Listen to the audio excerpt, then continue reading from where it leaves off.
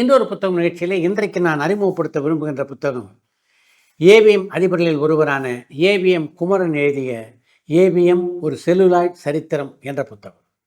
AVM Kumaran அவர்களை பொறுத்த வரைக்கும் அவர் அதிகமாக வெளியில் பேசவே மாட்டார் அப்படின்னு சொல்லுவாங்க. நம்முடைய சாய் விசித்திரா நிகழ்ச்சியில் ஒரு அற்புதமான பேட்டியை தந்திருந்தார். அந்த பேட்டியில் பல இசையமைப்பாளர்களை பற்றி புது புது தகவல்களை எல்லாம் பகிர்ந்து கொண்டிருந்தார்.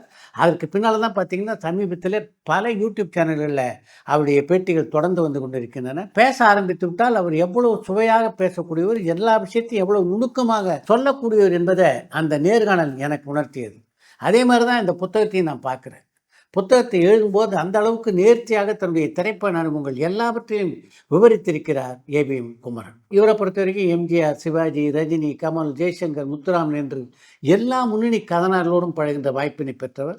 அதே மாதிரி எல்லா இசையமைப்பாளரோடும் பழகின்ற வாய்ப்பினை பெற்றவர். ஏவிஎம் குமரனுக்கு இசை ஆர்வம் கொஞ்சம் அதிகம் அப்படின்றதுனால இசை சம்பந்தமான பொறுப்புள்ள ஏவிஎம் அதிபரான மெய்யப்ப செட்டியாரே இவர்த்து தான் கொடுத்துருவாராம். அதனால் தமிழ், தெலுங்கு, ஹிந்தி என்று பல மொழி இசையமைப்பாளர்களோடு பணியாற்றக்கூடிய வாய்ப்பு ஏவிஎம் குமரன் அவர்களுக்கு கிடைத்தது.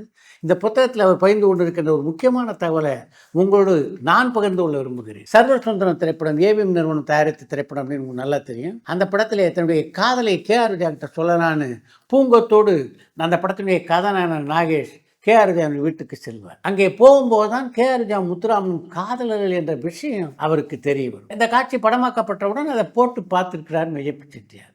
அந்த காட்சியில் அவருக்கு திருப்தி இல்லைங்க. இந்த காட்சியை நாடகத்தில் எவ்வளோ சிறப்பாக பண்ணியிருந்தாங்க. நாம் ஒப்பந்தம் பண்ணியிருக்க கேஆர் விஜயாவும் சரி, நாகேஷும் சரி மிக அருமையான நடிகர்கள், அற்புதமாக நடிக்கக்கூடிய ஆற்றல் பெற்றவர்கள். அப்படிப்பட்டவங்க இந்த காட்சியை சரியாக நடிக்கலைன்னா அதுக்கு என்ன காரணம்? அங்கே இருந்தவங்க சரியான நடிப்பை அவங்கக்கிட்ட வாங்கலேன்னு அர்த்தம். அதனால் திரும்பவும் அந்த செட்டை போட்டு அந்த காட்சியை படமாக்குங்கள் என்று படக்குழுவினருக்கு சொன்னார். அதற்கு பின்னாலே மீண்டும் செட்டு போடப்பட்டு அந்த காட்சி படமாக்கப்பட்டது. அந்த காட்சி தான் நீங்கள் இன்றைக்கி படத்தில் பார்க்குறீங்க. இதே போல் பல நல்ல நல்ல தகவல்களை இந்த புத்தகத்தில் பகிர்ந்து கொண்டிருக்கிறார் ஏவிஎம் குமரன்.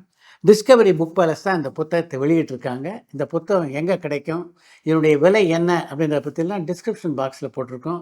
விரும்புகின்ற ரசிகர்கள் தவறாமல் வாங்கி படிங்க.